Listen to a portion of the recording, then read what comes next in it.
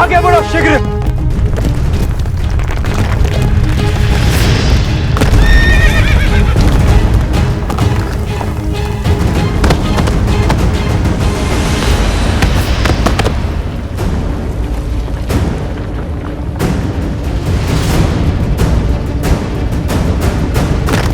सैनिकों,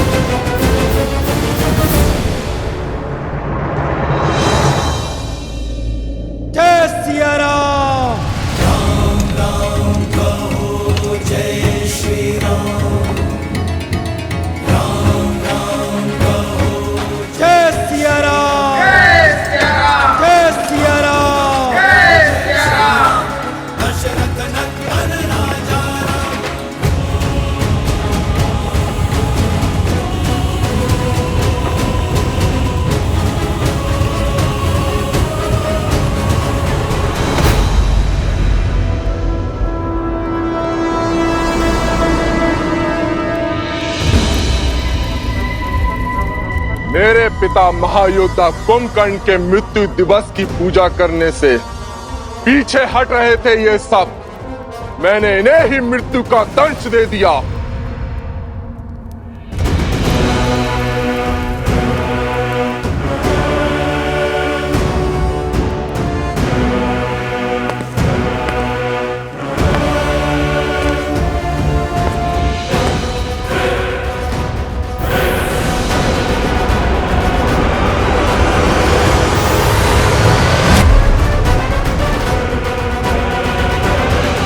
किसी भी अन्य नगर, द्वीप, राज्य से पंडित लाओ, उन्हें हमारे प्रजाजन दास के रूप में भेंट करो। साम, दाम, दंड, भेद कुछ भी करके उन्हें यहां लाओ। जो वो फिर भी ना आए तो उन्हें कहीं और जाने की स्थिति में मत छोड़ो। मेरे पिता महान थे, शूरवीर थे, राष्ट्रभक्त थे, किंतु षड्यंत्रकारी राम ने उनकी सांस और उनका सम्मान दोनों छीन लिए। आज नहीं तो कल उस राम को अपने किए का दंड भोगना ही होगा।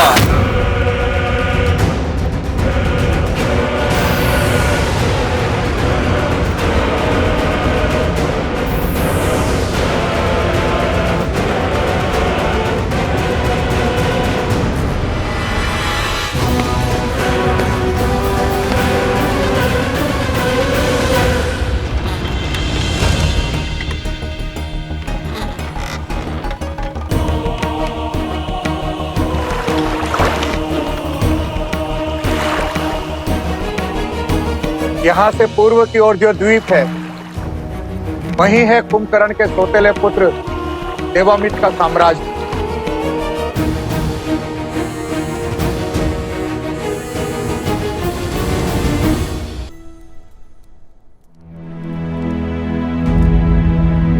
हनुमान, भरत के अकेले युद्ध में उतरने की चिंता सता रही है तुम्हें। ये रामायण उद्देश्यों का आयन है हनुमान, और मेरा एक उद्देश्य अभी शेष है। कैसा उद्देश्य प्रभु?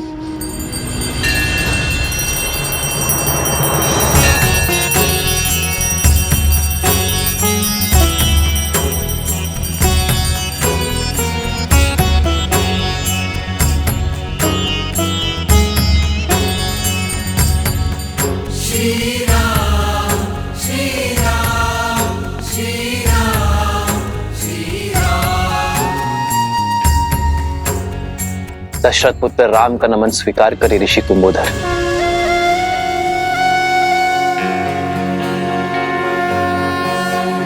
मेरा तप और भक्ति आपकी शक्ति बने श्री राम।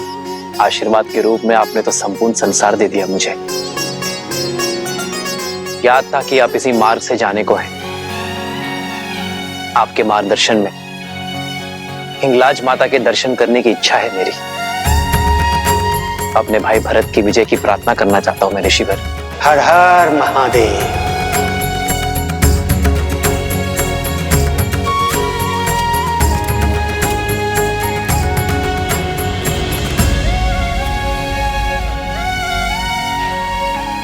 प्रभु, प्रभु मार्ग बहुत लंबा है और विकट भी। ऐसे आप बिना पादुकाओं के आप कैसे? जगत जननी के दर्शन करने जा रहा हूं मैं हनुमान। जितना कष्ट सहूंगा उतना ही उत्तम होगा, और फिर सुख की शैया से दुख की धरा में उतरने को ही तो संतुलन कहते हैं।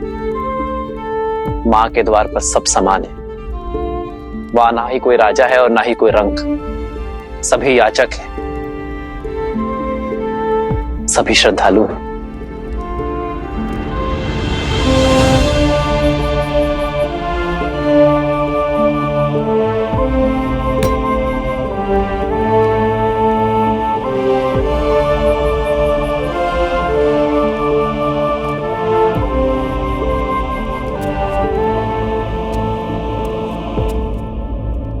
माता हिंगलाज देवी की, माता हिंगलाज देवी की, माता हिंगलाज देवी की, माता हिंगलाज देवी की।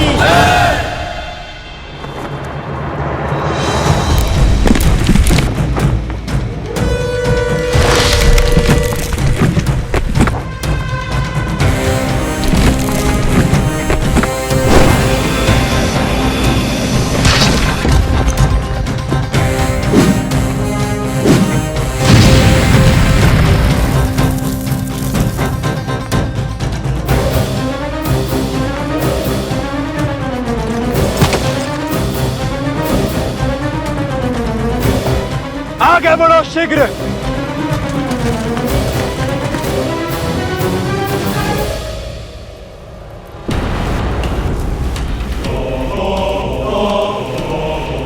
यमदेव, इस युग के अंत का समय आ गया है।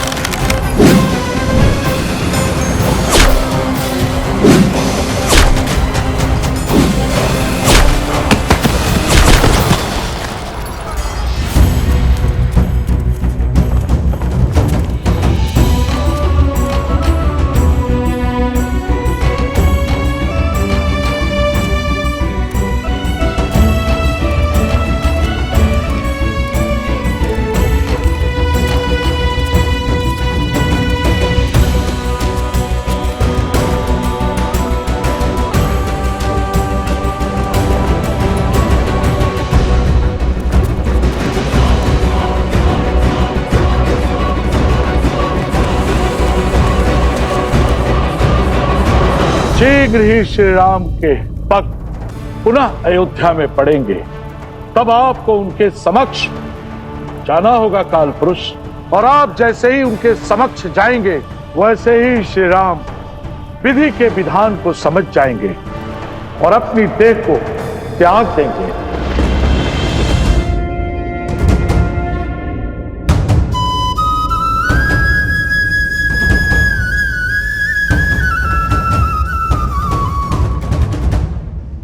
क्या परम भक्त हनुमान अपने श्री राम का देह त्याग सह पाएंगे? जब उन्हें ज्ञात होगा कि काल का चक्र स्वयं श्री राम पर ही चलने वाला है, तब हनुमान को कौन रोकेगा? कौन संबल देगा उन्हें?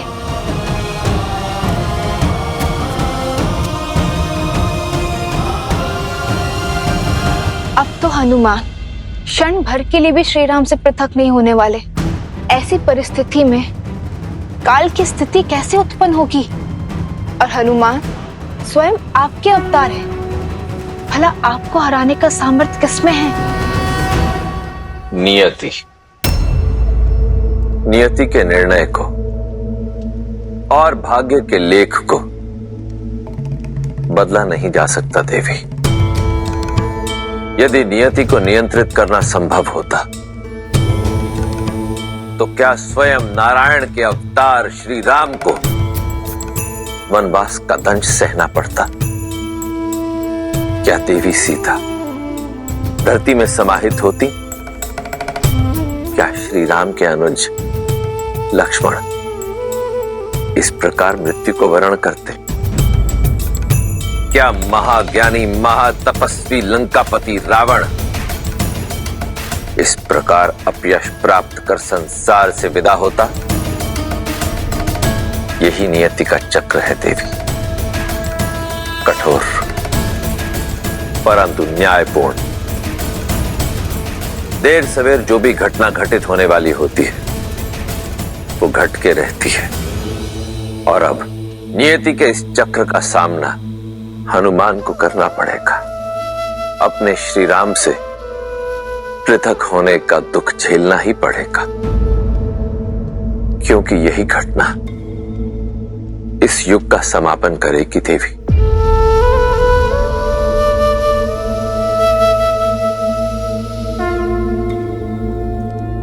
हिंगलाज देवी की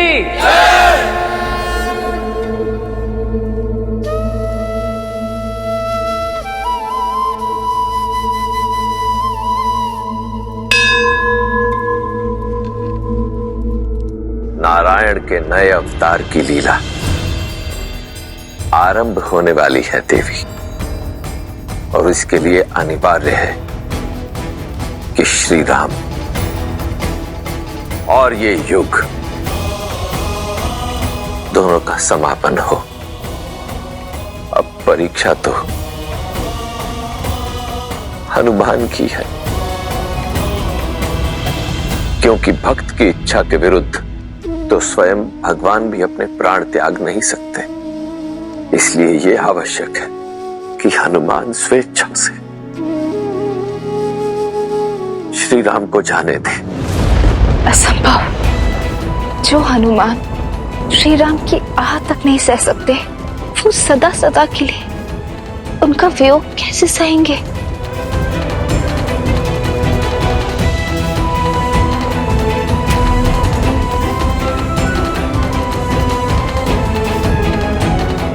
हनुमान, मैं कुछ समय यही ध्यान लगाना चाहता हूं। भरत और लवकुश के लिए प्रार्थना करना चाहता हूं।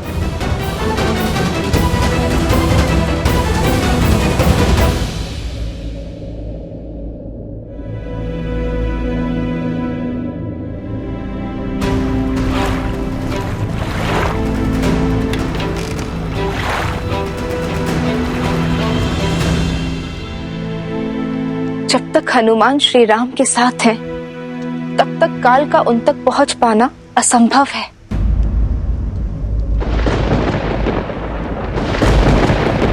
संपूर्ण त्रिलोक इस प्रश्न से चिंतित है देवी, और अब इसका उत्तर भी त्रिलोक ही ढूंढेगा।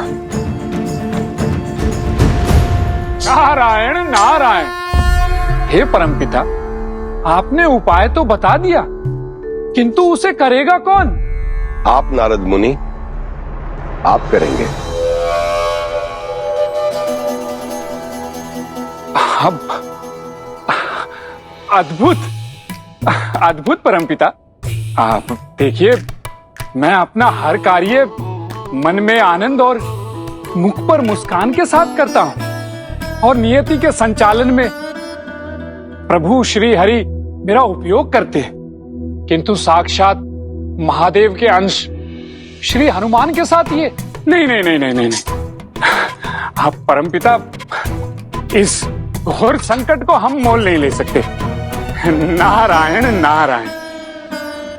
हे परमपिता, यदि भूल से भी हनुमान को इस छल का आभास हो गया तो वो मुझे कहीं से भी खोज निकालेंगे, और यदि बात प्रभु श्री राम पर आई तो उसमें तो वो मेरे ही समान है, प्रभु श्री हरि के भक्त। किंतु इस छल के पश्चात हनुमान किसी को भी क्षमा नहीं करेंगे।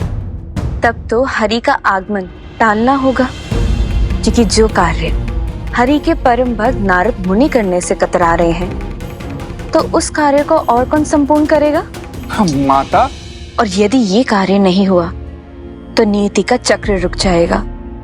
इसलिए श्री राम पर से हनुमान का ध्यान हटाना बहुत ही आवश्यक है। परंतु माता, ये तो लवकुश के साथ भी अन्याय ही होगा ना।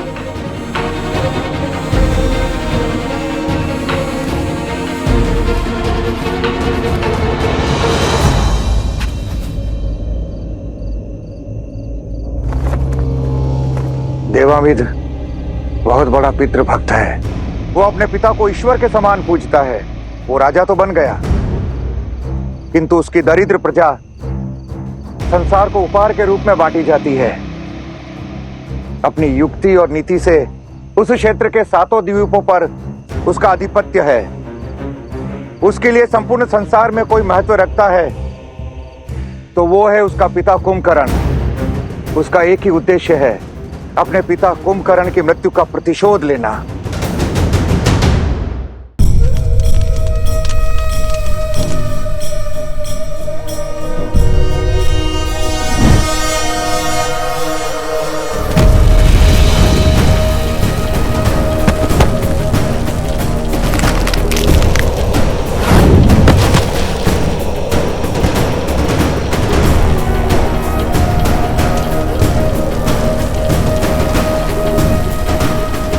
पिताश्री, किंतु कुंभकर्ण उसकी माता करकोटी का दूसरा पति था।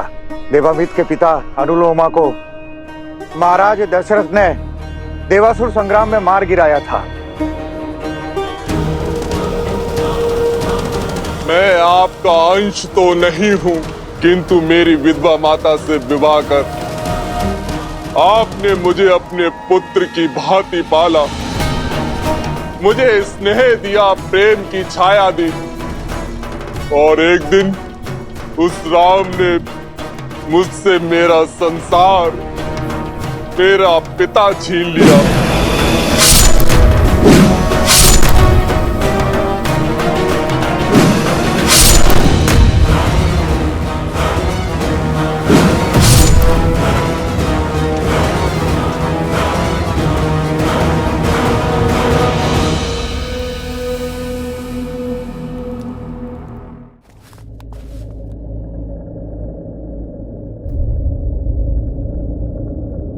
उस दुष्ट को दंड देना सरल नहीं होगा।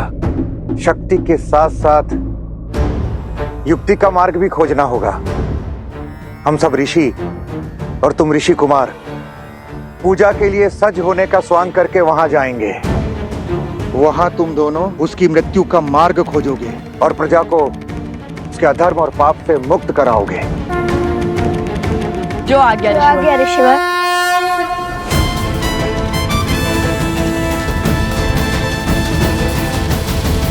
आपने तो अपना अनुज धर्म निभाया, अपने भाई की आज्ञा का पालन करने के लिए अपने जीवन का बलिदान दे दिया। अब बारी मेरी है, मैं अपना पुत्र धर्म निभाऊंगा, आपकी मृत्यु का प्रतिशोध लूंगा।